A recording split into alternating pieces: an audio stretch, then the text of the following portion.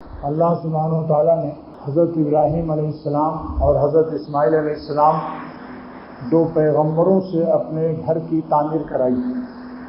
جس کے گھر کے مزدور پیغمبر ہوں تو اس گھر کا کیا عظمت ہوگی۔ یہ ہے اللہ کی شان کہ جس کے گھر کے بنانے والے پیغمبر، اور پیغمبر میں بھی کیسا پیغمبر، حضرت ابراہیم علیہ السلام اور حضرت اسماعیل علیہ السلام۔ تعمیر کعبہ کے بعد ان پیغمبروں نے حج کے لیے درخواست کی کہ ربنا ارینا مناسکنا، اے ہمارے رب ہم کو حج کرنے کا طریقہ بھی بتا دیجیے۔ لہذا مفسرین لکھتے ہیں کہ حج کا جتنا بھی طریقہ ہے، کنکری مارنا، منا جانا، مزدلفہ جانا، عرفات جانا، یہ سب جبرائیل علیہ السلام نے سکھایا، اللہ تعالیٰ نے سکھایا۔ اس کو محض تاریخ نہ سمجھو کہ یہ تاریخی چیز بس چلی آ رہی ہے، نہیں۔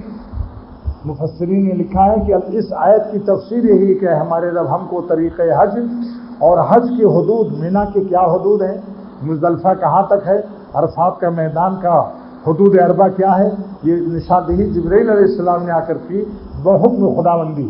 اللہ تعالیٰ نے ان کو حکم دیا۔ خود بیت اللہ شریف پورے عالم میں وسط میں ہے، جس کو دیکھنا ہو میرے کمرے میں دیکھ لو، ایک نقشہ ہے پورا گولا، اس کے ٹھیک بیچ میں کعبہ بنا ہوا ہے۔ پوری دنیا کے چاروں طرف پرکار سے ناپ لیجیے، کیونکہ سرکار کا گھر ہے یہ، آپ پرکار سے ناپ کر کے دیکھیے، چاروں طرف سے برابر ٹھیک بیچ میں ہے۔ اور جبکہ وہاں پیمائش کے آلات نہیں تھے، سائنسی دور نہیں تھا، یہ دلیل ہے کہ اللہ تعالیٰ کی شان عظیم الشان ہے اور اسلام کی حقانیت کی، اسلام سچا مذہب ہے۔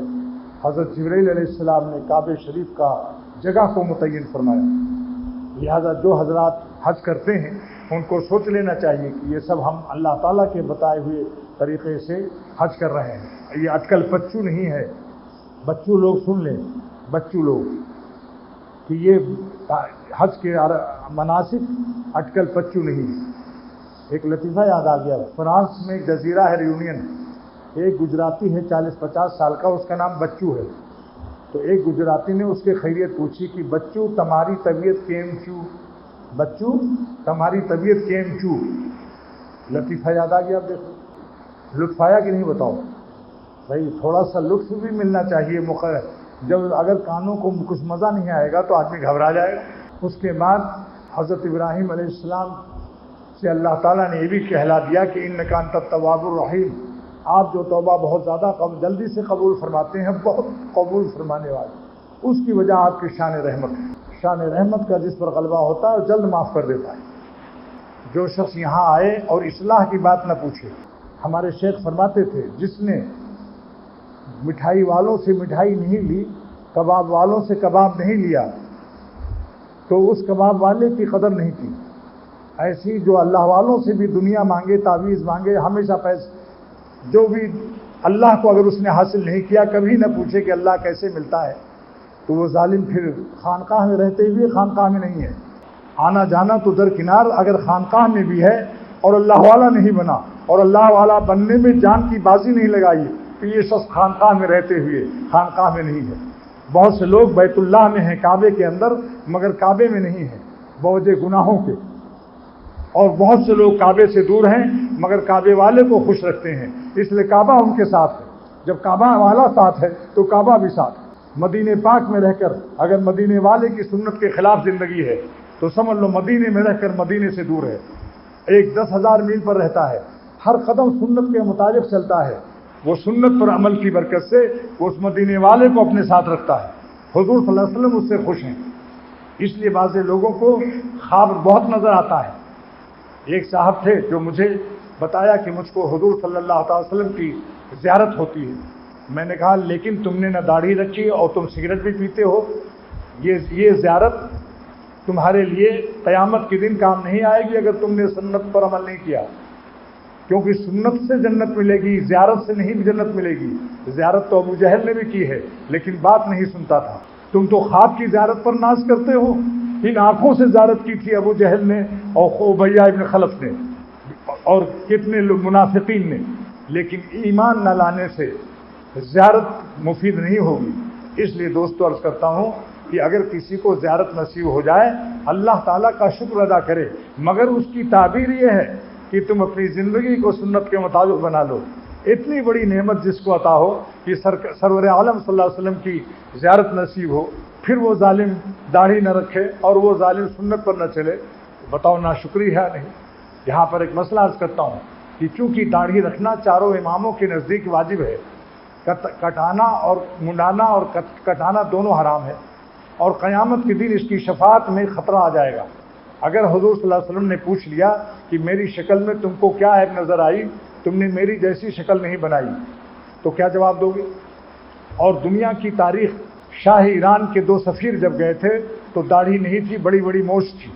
आपने मुंह फेर लिया, आपको तकलीफ़ हुई तो दाढ़ी मुंडाने से, बड़ी बड़ी मोछ रखने से सरवर आलम सल्लल्लाहु अलैहि वसल्लम को तकलीफ़ हुई ज़िंदगी में, इसमें कोई शक नहीं है, बहुत मजबूत रिवायत है। लिहाजा क़यामत के दिन अगर आपने शफाअत की दरख्वास्त की और बग़ैर दाढ़ी रखे हुए मरे और आपने मुंह फेर लिया तो कहाँ जाओगे? बताओ, इन गालों से क्या फ़ायदा है? ये गाल तो कीड़े खा लेंगे कब्र के अंदर, ये गाल भी नहीं रहेंगे ज़मीन पर। ये दोनों ज़मीन है, इस पर हुज़ूर सल्लल्लाहु अलैहि वसल्लम का बाग लगा लो और मुसीबत से भी बच जाओगे। सुबह सुबह 3 कोट, एक कोट, डबल कोट और खूंटी उखाड़ कोट, ये सब मुसीबत से भी बच जाओगे और सूरत भी अच्छी मालूम होगी और आपका हैबत और रौब भी होगी। मेरे शेख शाह अब्दुल गनी रहमतुल्लाह अलैह ने फरमाया था कि अगर हिंदुस्तान के मुसलमान 2 काम कर लें तो पूरा हिंदुस्तान बिला जंग फतह हो जाएगा। एक दाढ़ी रख लें, एक नमाज पढ़ लें। जब हर वक्त मस्जिदों में लाखों मुसलमान जाएंगे और दाढ़ियाँ सबकी होंगी, टोपियाँ होंगी, तो हैबत पड़ जाएगी। अभी 1000 सिख अगर अभी यहाँ से गुजर जाए सड़क से तो सब कहेंगे अरे सारा सिखिस्तान बन गया क्या, कराची में कहाँ से इतने सिख आ गए, क्योंकि सबकी दाढ़ी पगड़ी है। वज़ा और कल्चर और तहजीब और हुज़ूर सल्लल्लाहु अलैहि वसल्लम की सुन्नत, ये हैबत बहुत है। मैं बारहा कह चुका हूँ कि जंगल के शेरों को मैंने देखा, शेर बबर की दाढ़ी थी पूरी और शेरनी की नहीं थी। अब मैं अभी पूछूंगा कि ये बताओ, आप लोग शेर बनना चाहते हो या शेरनी? शेर तो देख लो, दुनिया में कोई शेर ऐसा नहीं जिसके दाढ़ी ना हो।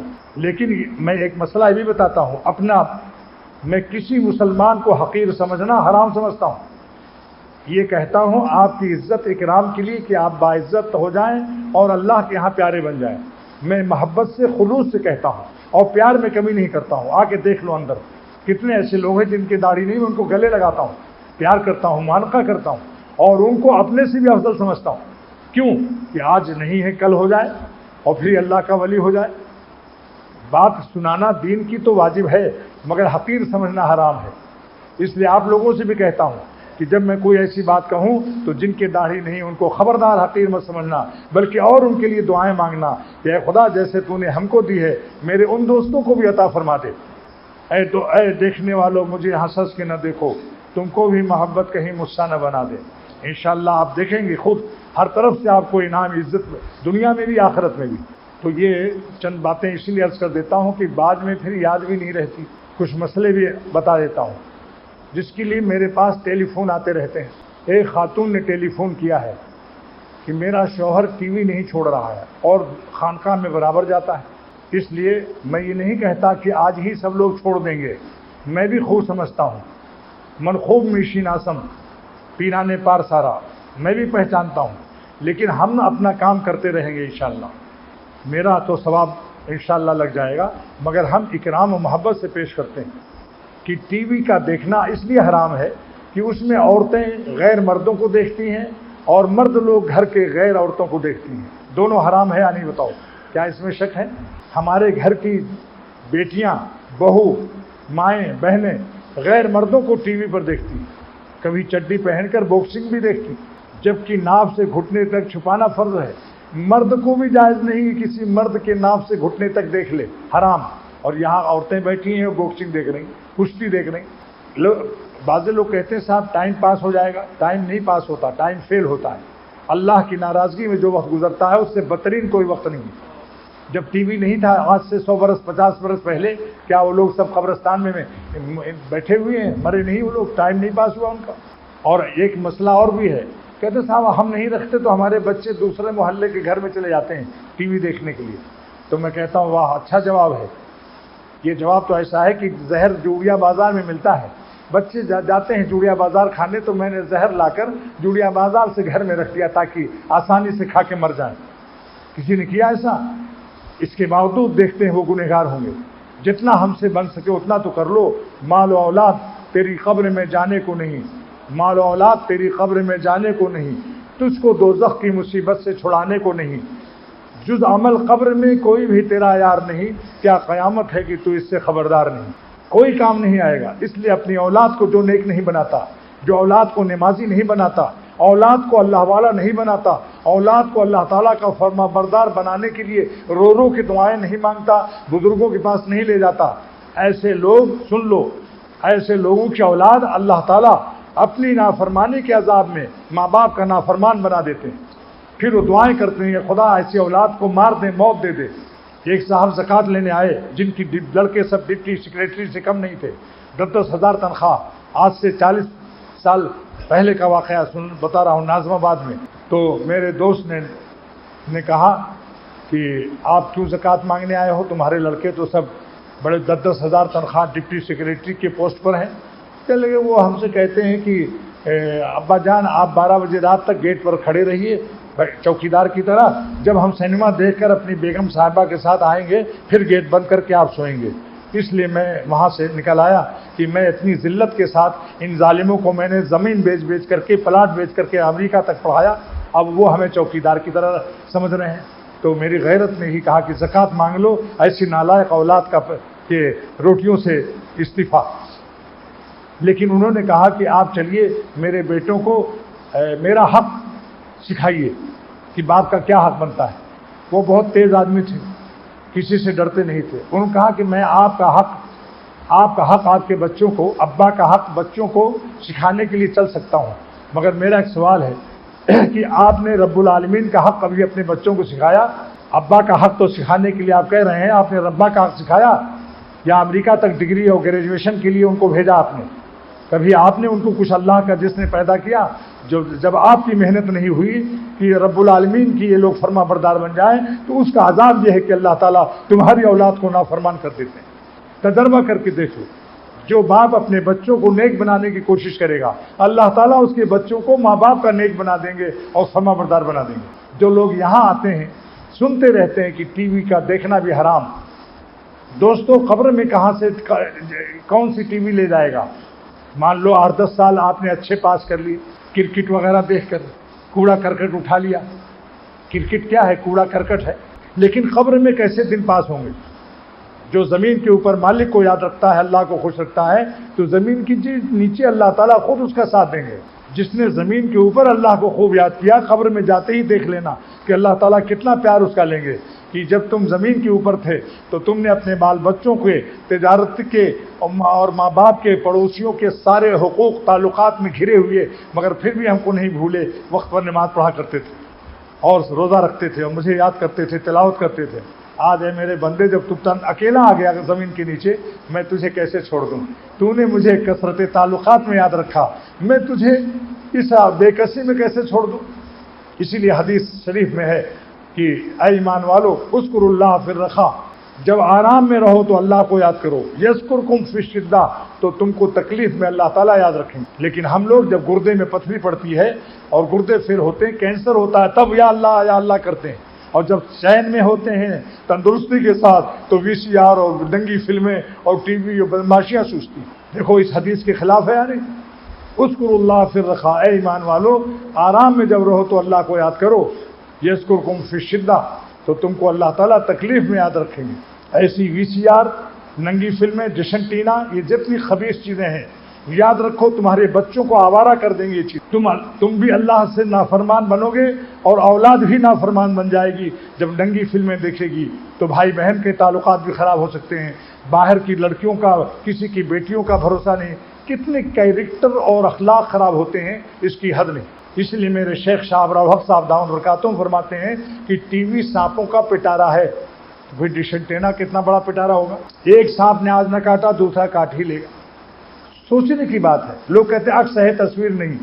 اگر تالاب یا دریا میں کسی عورت کا عکس پڑ رہا ہو تو اس عورت کو دیکھنا جائز ہے وضو کرنے والے صوفی صاحب کے لیے.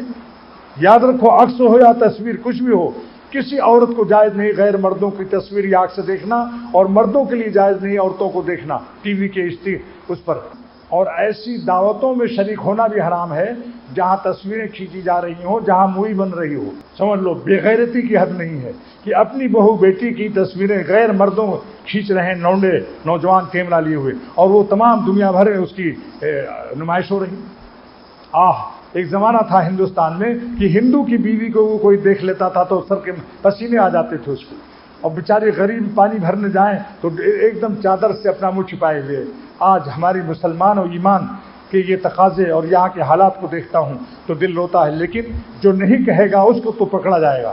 ہم کہہ رہے ہیں آپ لوگوں سے، انشاءاللہ تعالی ہم اپنا فرض ادا کر رہے ہیں، عمل کرنا چاہے کوئی عمل کرے، لیکن میں دعا یہی کروں گا کہ اللہ تعالیٰ عمل کی توفیق بھی دے دے، عمل کی توفیق بھی دے دے۔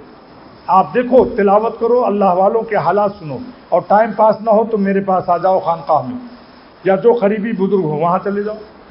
بزرگوں کے حکایات، شیخ الحدیث مولانا زکریا صاحب رحمۃ اللہ علیہ کی حکایت صحابہ پڑھ کے سناؤ، تسبیح لے کے بیٹھو، اللہ اللہ کرو۔ ایسا ٹائم پاس ہونا جس سے نافرمانی اور خدا کے عذاب کا راستہ طے ہو رہا ہو، یہ کیسا ٹائم پاس ہو رہا ہے کہ دوزخ کے تمام اعمال اکٹھے کیے جا رہے ہیں۔ اسی لیے حضور صلی اللہ علیہ وسلم نے فرمایا کہ اے خدا دوزخ سے بھی بچا اور دوزخ میں لے جانے والے اعمال سے بھی بچا۔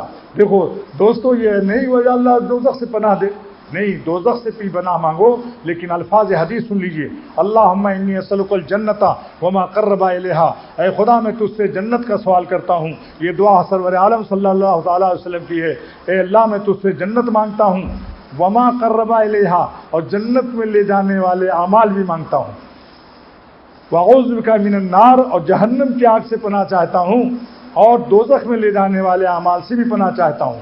یہ دعا پڑھ کر دیکھو انشاءاللہ، پھر خود ہی دل بھاگنے لگے گا کہ نکالو اس ٹی وی کو نکالنا ہو تو کس کے ہاتھ بیچیں؟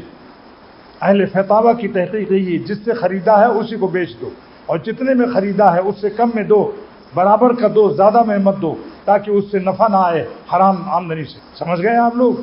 جس سے خریدا ہے اسی کو دو، اور کتنے میں دو گے؟ جتنے میں خریدا یا کم میں دو، کیونکہ اب یہ وہ سیکنڈ ہینڈ ہو گیا، کم میں دے دو۔ اور اس سے اعلیٰ درجہ یہی ہے کہ محلے میں اطلاع کرو کہ آج میں شیطان کو مارنے والا ہوں، اور ٹی وی رکھو اور وہاں گھاس بھوسا اخبار رکھ کر آگ لگاؤ، پہلے پتھر سے پٹائی کرو، پتھر سے مارو، کنکری مارو، جیسے شیطان کو کنکری حاجی لوگ مارتے ہیں، اس کے بعد اس کو آگ لگا دو۔ دیکھو حرام خوشیوں پر ایک اللہ والے کا شعر، ایک ہی مصرع یاد ہے، خوشی کو آگ لگا دی خوشی خوشی ہم نے، جس خوشی سے اللہ ناخوش ہو۔ میرے پیارے دوستو، درد بھرے دل سے اختر کہتا ہے، واللہ جس خوشی سے اللہ ناخوش ہو، یہ خوشی لعنت کی خوشی ہے، اس خوشی کو خوشی خوشی آگ لگا دو۔ اس لیے میرا وہ اردو شعر کہ ہم ایسی لذتوں کو قابل لعنت سمجھتے ہیں کہ جن سے رب میرا اے دوستو ناراض ہوتا ہے۔ ابھی ایک مسئلہ اور بتا دیتا ہوں، کیونکہ پھر بعد میں یاد نہیں رہتا، جب تفسیر شروع ہوتی ہے پھر یاد نہیں رہتا۔ وہ مسئلہ یہ ہے کہ بعض لوگ پیجامہ میں گھیر نہیں ڈالتے، پیجامہ چست ہوتا ہے، جیسے علی گڑھ کاٹ یا عربی پیجامے وہاں کے جو اس قسم کے ہوتے ہیں جس میں گھیر نہیں ہوتا۔ گھیر سمجھتے ہیں یعنی یوں زیادہ ہو تو چمنٹیں بن جاتی تو آگا پیچھا محفوظ ہو جاتا ہے، اور اگر گھیر نہیں ہوتا تو پھر آگے پیچھے کے اعضاء کی بناوٹ نظر آتی ہے، خاص کر جن کے کرتے ململ کے ہوتے ہیں باریک، اور خاص کر جن کی بنیان چھوٹی ہوتی اٹھ جاتی ہے۔ رکوع کی حالت میں دیکھو، بنیان میں ناف کے پورے گھیرے تک چھپانا، ناف کے سامنے سے لے کر پورا گھیرا چھپانا فرض ہے گھٹنے تک۔ اب اگر رکوع میں گئے اور ناف کا کھل گیا، بنیان چڑھ گئی اوپر، اور ململ کا کرتا ہے تو ناف کے نیچے بھی نظر آ رہا ہے اور پیچھے بھی نظر آ رہا ہے، بنیان میں اور پیجامے میں فاصلہ، پیٹھ ننگی نظر آ رہی ہے، نمازی نہیں ہوگی ایسے۔ ناف کے گھیرے سے لے کر گھٹنے تک چھپانا فرض ہے، فرض کا تاریخ سے کیسے نماز ہوگی؟ اور اگر پنکھا چل گیا اور نیچے کا دامن اٹھ گیا تو کوئی چیز بھی آپ کو لٹکی ہوئی ہر طرف نظر آئے گی، یہ کیا بات ہے؟ خربوزہ دیکھنا جائز ہوگا اس سے؟ دونوں ٹانگوں کی اس طریقے سے اس کا دیکھنا بھی حرام ہے، دکھانا بھی حرام، دیکھنا بھی حرام۔ اس لیے عرض کرتا ہوں کہ جن کے گھیر نہ ہو، لمبے وہ کرتے موٹے پہنے اور لمبے پہنے، اور بنیان لمبی رکھیں، اتنی لمبی بنیان ہو کہ رکوع میں جاتے ہوئے اس میں بنیان میں اور پیجامے میں فاصلہ نہ ہو، اور گھیر بنا لیا جائے، گھیر، ورنہ کم سے کم کرتا تو لمبا پہنے اور کرتا موٹا ہو۔ پھر اگر باریک کرتا پہننے کا شوق ہے تو پھر سمجھ لیجئے بنیان خوب لمبی ہو، اور اس کے ساتھ اس میں گھیر ہر صورت سے ضروری ہے، ورنہ بنیان جس وقت کرتا اتارے گا اور کسی ضرورت سے یا کرتے کا دامن اٹھ گیا ہوا سے تو پھر آگے پیچھے کی چیزیں، شریعت کا مسئلہ ہے کہ جب حجم نظر آئے کسی چیز کی بناوٹ تو گویا اس نے اس کو دکھا دیا اور دیکھ لینے والے نے دیکھ لیا، اور اس صورت میں تو کلر بھی نظر آتا ہے، جلد کی کھال بھی نظر آتی، گویا کہ اس نے دکھائی دیا۔ ایسی ٹخنا چھپانا جس کو دیکھو، مولوی لوگوں کی بازیں جو تربیت یافتہ نہیں ہے ٹخنا چھپا دیکھیں گے آپ، رمضان میں دیکھ لو چندہ مانگنے والے جب آتے ہیں، ٹخنا چھپانا حرام ہے۔ شرح بخاری فتح الباری میں ابن حجر اسقلانی نے تحقیق لکھی ہے کہ ٹخنا چھپانا حرام، اگر حرام نہ ہوتا تو نبی صلی اللہ علیہ وسلم فرماتے ہیں کہ جتنا حصہ ٹخنے سے ٹخنا چھپے گا اتنا دوزخ میں جلے گا، ما اسفل من الکعبین من الازار فی النار، بخاری شریف کی حدیث۔ اور حضور صلی اللہ علیہ وسلم نے آج ہی دیکھا فتح الباری میں، بخاری شریف کی شرح میں آج ہی میں نے دیکھا جلد نمبر 10 میں کہ سرور عالم صلی اللہ علیہ وسلم نے ایک صحابی سے فرمایا کہ لا تسبل، ٹخنا مت چھپایا کرو، ان اللہ لا يحب المسبلین، ٹخنا چھپانے والوں سے اللہ محبت نہیں کرتا۔ آج ہی یہ روایت تازی دیکھی ابھی صبح کے وقت میں کہ ایک صحابی سے آپ نے فرمایا، معلوم ہوا اپنے شاگردوں کو، اپنے مریدوں کو، اپنے دوستوں کو نیکی کی بات کی تلقین کرنا بھی سنت ہے۔ یہ تھوڑی کہ دوست جیسے چاہے رہیں، بس ہم کو سلام کر لیا اور حضرت دعا کیجیے گا، بس ہمارا فرض ہے کہ میں آپ لوگوں کو وہ بات سناؤں جو کہ اللہ خوش ہو جائے اور جس سے اللہ ناراض ہو اس سے منع کرنے کی میں بھی مہم چلاتا رہوں۔ مچھر اگر آپ کو کاٹ رہا ہو اور میں مچھر کی ٹکیاں جلا دوں آپ کے کمرے میں لا کر، پھر آپ شکریہ ادا کریں گے یا نہیں؟ اور اگر مچھردانی دے دوں تو پھر اور شکریہ ادا کریں گے۔ تو یہ نافرمانی کیا ہے؟ یہ بھی مچھر سے کھٹمل تو ذرا سا خون لے لے گا، اور یہ نافرمانیاں تو ہمیں کہاں دوزخ میں کہاں لے جائیں گے۔ اس لیے یہ روایت کیسی عجیب و غریب ہے۔ لا تسبل، اے صحابی ٹخنا مت چھپا، ان اللہ لا يحب المسبلین، اللہ تعالیٰ ٹخنا چھپانے والوں سے محبت نہیں کرتا۔ کتنی بڑی نقصان کی بات ہے۔ آج سے امید ہے کہ آپ لوگ اپنے اپنے ٹخنے کھولے رکھیں گے، اگر شوق ہے تو موزہ پہن لو، سفید موزہ۔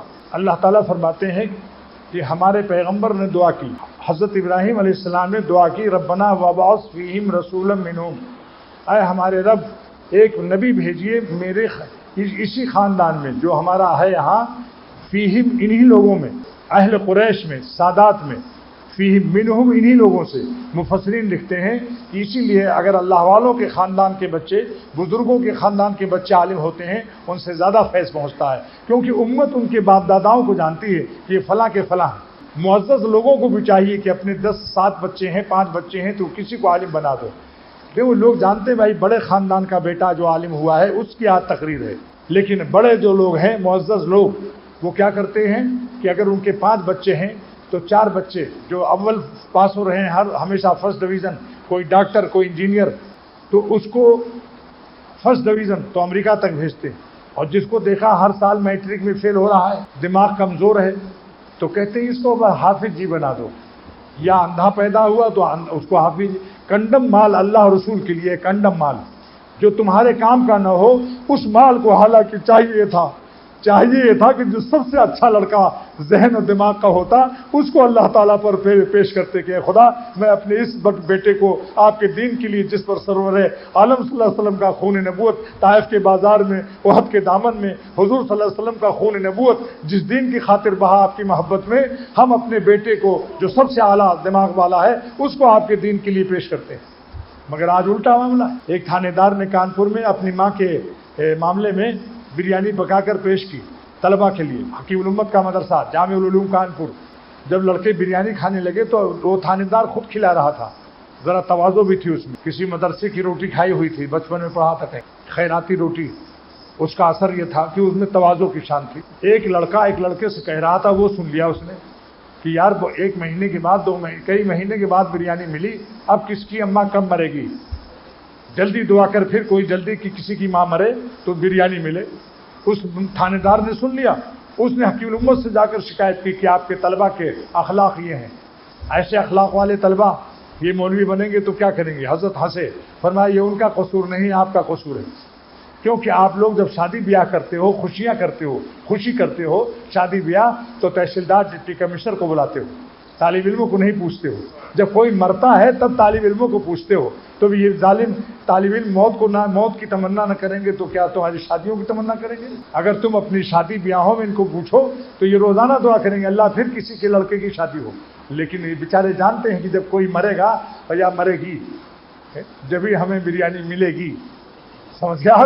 کوئی مرے گا کوئی مرے گی تب ہم کو بریانی ملے گی، تو اس لیے بیچارے تو تھانے دار نے کہا واقعی رونے لگا، اس نے واقعی میری نالائقی ہے، ہم لوگوں کی نالائقی کہ ہم غریب طالب علموں کو جب پوچھتے ہیں جب کسی کو موت آئے، خوشیوں میں نہیں پوچھتے۔ ہمارے شیخ نے جب اپنے بیٹے کی شادی کی تو بیت العلوم سے طلبہ ہم لوگوں کو 5 میل سے بلایا، ہم سب لوگ گئے حضرت کے یہاں کھانے کے لیے، غریب طالب علموں کو، تمام طالب علموں کو، امیر ہو غریب، پہلے مقدم کیا، فرمایا پہلے طلبہ کو کھلاؤ پھر ہم لوگ کھائیں گے۔ حضرت نے فرمایا پہلے طالب علموں کو کھانا کھلاؤ پھر ہم لوگ کھائیں گے۔ سبحان اللہ، یہ اللہ والے تھے، اور شان یہ تھی کہ نمک بھی نہیں کھاتے تھے مدرسے کا۔ جب پھول پور سے بیت العلوم سرائے میر 5 میل جاتے تھے بخاری شریف پڑھنے تو آٹا اختر کو حکم ہوتا تھا آٹا لے لو اور نمک مرچا پیاز لے لو اور چلو گوشت بھی خرید لو راستے میں، اور وہاں پکوا لیتے تھے۔ مدرسے کی لکڑی سے نہیں پکواتے تھے، جب لکڑی جل کے انگارے رہ جاتے تھے بیکار ان انگاروں پر اپنا کھانا پکوا لیتے تھے۔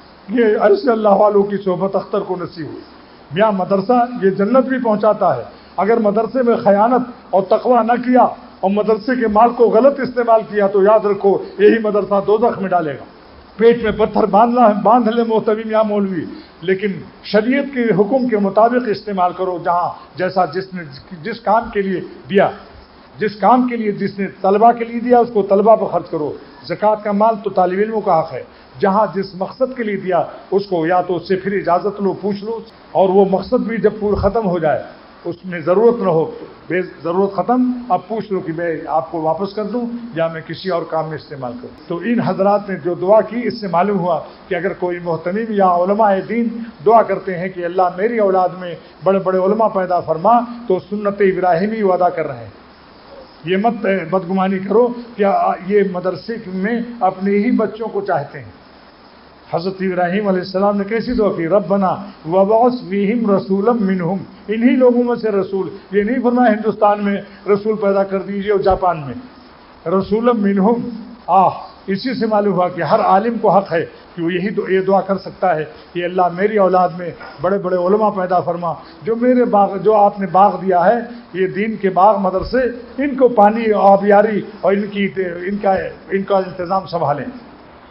یتلو علیہم آیاتہ، امام راغب اصفہانی رحمۃ اللہ علیہ فرماتے ہیں کہ یتلو میں جو تلاوت کا لفظ ہے، فرماتے ہیں کہ تلاوت کا لفظ نہ توریت کے لیے جائز، نہ انجیل کے لیے جائز، نہ زبور کے لیے جائز۔ جتنی آسمانی کتابیں نازل ہوئی ہیں تلاوت کا استعمال صرف قرآن پاک کے لیے ہے، خاص ہے یہ کہ ہم قرآن پاک کی تلاوت کر رہے تھے۔ سبحان اللہ، اللہ تعالیٰ نے اپنے اس کلام کو عظمت دی کیونکہ یہ قیامت تک کے لیے ہے، وہ ختم ہونے والے چیزیں تھیں اور اس کے نبوت بھی ان کی ختم۔ آپ جو نبی ہمارے صلی اللہ علیہ وسلم ہیں قیامت تک ان کی نبوت رہے گی، تو ان کی کتاب بھی قیامت تک رہے گی۔ سرکاری ذمہ اللہ تعالیٰ نے لے لیا کہ قیامت تک قرآن کی حفاظت میرے ذمہ ہے، وَإِنَّا لَهُ لَحَافِظُونَ۔ اے دنیا والوں سن لو کہ قرآن شریف کی حفاظت ہمارے ذمہ ہے۔ لہذا جو لوگ حفظ قرآن کے مدرسے کھول رہے ہیں اور جو لوگ حفظ قرآن کے مدرسوں میں مدد کر رہے ہیں تعمیر کے لیے، اساتذہ کی تنخواہوں کے لیے یا ٹرانسپورٹ کے لیے، یا جو اپنے بچوں کو حافظ بنا رہے ہیں، سب کے سب، اور جو بچے حفظ کر رہے ہیں سب کے سب، اساتذہ بھی محتمم بھی، یہ اللہ تعالیٰ کی اسی سرکاری کام کی اس آیت کے نزول میں شامل ہیں، اس سرکاری کام میں کہ انا لہ لحافظون۔ اللہ پاک فرماتے ہیں قرآن پاک ہم نے نازل کیا، نحن نزلنا، ہم نے نازل کیا، وَإِنَّا، اور ہم ہی اس کی حفاظت کریں گے۔ تو یہ سب پورا عملہ اللہ تعالیٰ کے سرکاری کام میں شامل ہے، ان کو حقیر مت سمجھو۔ جو حافظ قرآن ہو جائے اس کی عزت کرو، حقیر مت سمجھو۔ جمعرات کی روٹیاں کھائے گا، جمعرات کی روٹیاں وہی کھاتے ہیں جن میں اللہ نہیں ہوتا، مولا والا نہیں بنتا، گنڈے دار دنیا دار۔ ورنہ اگر صحیح معنوں میں اللہ والا حافظ قرآن ہوگا انشاءاللہ۔ میرے پوتے نے حفظ کیا میرے مدرسے سے، یونیورسٹی میں اس نے تراویح سنائی، ان لوگوں نے کئی ہزار روپیہ دیا۔ مجھ سے پوچھا دادا میں اس کو لے لوں؟ فرمایا بیٹا جائز نہیں، واپس کر دو۔ جا کر واپس کر دیا۔ اس کے بعد اللہ نے اس کو سعودیہ میں بلا لیا، ہر سال حج عمرہ کر رہا ہے اور ریالوں میں کھیل رہا ہے۔ ذرا سا ہمت کرو انشاءاللہ، انشاءاللہ اللہ تعالیٰ کی رحمت سرکاری خزانے سے اس کو ملے گا۔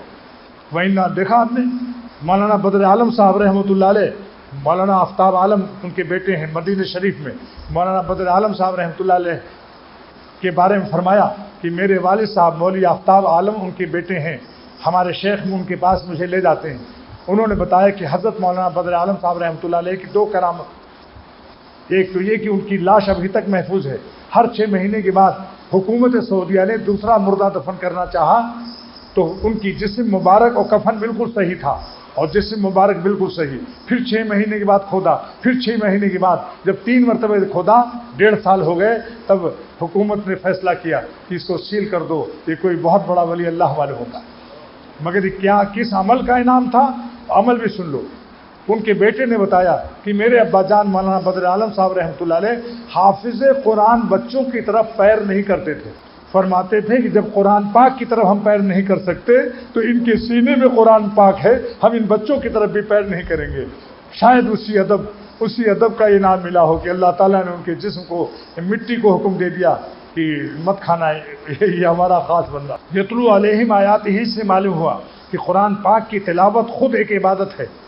جو کہتا ہے کہ بغیر سمجھے جو پڑھتا ہے طوطے کی طرح کوئی ثواب نہیں، یہ بددین ہے یا جاہل ہے، جو ہے بددین ہے یا جاہل ہے، کیونکہ تلاوت جو ہے بغیر معانی سمجھے ہوئی تلاوت بھی باعث ثواب ہے۔ اور دلیل کیسی عمدہ دی، واہ سید الانبیاء صلی اللہ علیہ وسلم کی دلیل کہ جس نے کہا الف لام میم 30 نیکیاں مل گئی اس کو، الف کے 10 لام کے 10 میم کے، کسی نے معنی سمجھا اس کا؟ جہاں بھی لکھا ہے وہاں لکھا ہے، اللہ ہی اس کے معنی جانتا ہے۔ بتاؤ جو لوگ کہتے ہیں بغیر معنی سمجھے کچھ فائدہ نہیں، ان کو الف لام میم کا یہ 30 نیکیاں جو حضور صلی اللہ علیہ وسلم کی اس فرمان نبوت کے ساتھ بغاوت ہے اس کی یا نہیں؟ اس جاہل کی، یہ جہالت ہے، یہ سخت بغاوت ہے۔ اصل میں وہی لوگ ہیں جنہوں نے تربیت نہیں پائی اللہ والوں کی، اس لیے دماغ خراب ہو جاتا ہے چند حروف کی پڑھ لینے سے۔ بتاؤ فرمان نبوت کے ساتھ بغاوت ہے یا نہیں؟ اس لیے ہمارے شیخ شاہ الحق صاحب دامت برکاتہم فرماتے ہیں سب مدارس میں سکھا دو بچوں کو کہ وہ جب قرآن پاک کی تلاوت کے لیے جائیں پہلے یہ ایک اپنے مجموعے میں 3 مرد کہیں قرآن پاک کی تلاوت کے 3 آداب ہیں، قرآن پاک کے 3 فائدے، اہم فائدے۔ نمبر 1، قرآن پاک کی تلاوت کرنے سے ہر حرف پر 10 نیکی ملتی ہے، سارے مدارس کو لوگ اس کو جاری کریں۔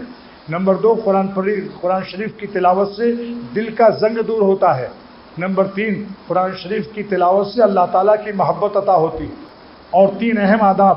نمبر 1، اس نیت سے تلاوت کرو کہ پالنے والے کا کلام ہے، محبت سے کرو۔ اللہ تعالیٰ کے کلام پاک کی تلاوت کو محبت سے تلاوت کرو کیونکہ پالنے والے کا کلام ہے، اور عظمت سے تلاوت کرو کیونکہ بہت بڑے مالک کا کلام ہے، اور اس نیت سے تلاوت کرو کہ اللہ تعالیٰ نے ہمیں حکم دیا ہے کہ میرا کلام پڑھ کر سناؤ، دیکھیں کیسا پڑھتے ہو۔ کیا اس میں مزہ ہے کہ میرا کلام، اس نیت سے پڑھو کہ اللہ تعالیٰ نے ہم کو حکم دیا ہے کہ میرا کلام پڑھ کر مجھے سناؤ، دیکھیں تم کیسا پڑھتے ہو۔ اسی آیت سے تمام دنیا کے مکتب جو قرآن پاک کے مکتب ہیں وہ اسی آیت کا نزول کا ظہور ہے کہ حضور صلی اللہ علیہ وسلم نے اس آیت کی جب آپ پر نازل ہوئی تو اس آیت سے یتلو علیہم آیاتک، اس آیت سے دنیا بھر کے مکاتب اس آیت میں شامل ہے کہ نبوت کے مقاصد میں سے 3 مقصد ہے، قرآن پاک کی تلاوت یعنی مکتب کھولنا جگہ جگہ، اور قرآن پاک کی تلاوت اس طرح سے سکھائی جائے جیسے سرور عالم صلی اللہ علیہ وسلم نے آپ نے سکھایا۔ نمبر 2، جگہ جگہ دارالعلوم قائم کیا جائے تاکہ قرآن پاک کے معانی سمجھائے جائیں، یہ ہے یعلمہم الکتاب والحکمہ۔ نمبر 3، ویزکیہم، اور ہمارے نبی قرآن پاک کی تعلیم، اس کے معانی، اس کے مفاہیم بھی بتاتے ہیں اور ساتھ ساتھ اس کی حکمت بتاتے ہیں۔ اس سے تمام دارالعلوم اس آیت سے ثابت ہو گئے، جتنے دنیا میں دارالعلوم ہیں۔ جو کہتا ہے کہ دارالعلوم مدرسے بیکار وہ احمق الذی ہے، انٹرنیشنل بین الاقوامی گدھے ہیں یہ لوگ جو کسی مدارس دینیا کو جو بیکار سمجھتے ہیں۔ سمجھ لو قرآن پاک کی آیت سے میں ثابت کر رہا ہوں کہ سرور عالم صلی اللہ علیہ وسلم کے دنیا میں تشریف لانے کے 3 مقصد اس آیت سے اللہ تعالیٰ سارے عالم کو اطلاع فرما رہے ہیں کہ میرا پیغمبر جو جا رہا ہے یہ تلاوت یتلو علیہم آیاتک تلاوت، لہذا قرآن پاک کے مکاتب اس کے اندر داخل ہے۔ دارالعلوم یعلمہم الکتاب والحکمہ، اور دارالعلوم جو ہے تعلیم قرآن پاک کی تفسیریں جو پڑھا رہے ہیں، اور حکمت جو پڑھا رہے ہیں یہ سب دارالعلوم داخل ہیں اس آیت میں. وَيُزَكِّيهِمْ، اور خانقاہوں میں نفس کا تزکیہ میرا نبی تزکیہ نفس کرتا ہے. یہ خانقاہوں میں تزکیہ جو ہو رہا ہے یہ نبوت کا کام ہے، ولیوں کا کام نہیں ہے.